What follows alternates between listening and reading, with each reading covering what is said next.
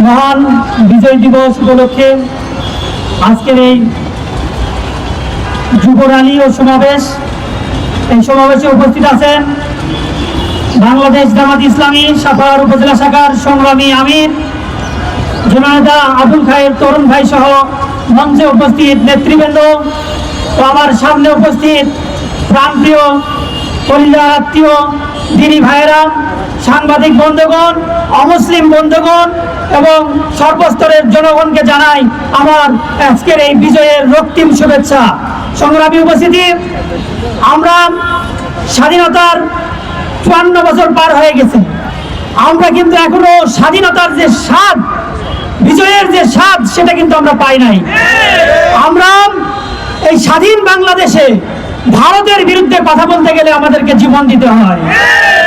শহীদ আবরার ফাহাদ তার ফেসবুকে স্ট্যাটাস দেওয়ার কারণে, ভারতের বিরুদ্ধে কথা বলার কারণে তাকে জীবন দিতে হয়েছে। ভাইয়ের আমার, আমরা কি স্বাধীন হয়েছিলাম?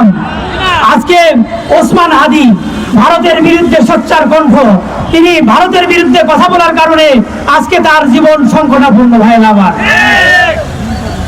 সংগ্রামী ভাইয়েরা, আমরা দেখতে পাচ্ছি যারা ভারতে গিয়ে রয়ের ট্রেনিং নিয়ে এদেশে আসে, তারা আগামী দিনে বাংলাদেশের রাষ্ট্র পরিচালনা করার স্বপ্ন দেখে। ভাইয়ের আমার, ভারতের তাবেদারি করে যারা বাংলাদেশের ক্ষমতায় আসতে চায় তাদেরকে আমরা প্রতিহত করবো। ভাইয়ের আমার, আমরা ভারতের করাল গাছ থেকে যদি মুক্ত হতে না পারি, আমাদের স্বাধীনতা বৃথা হবে।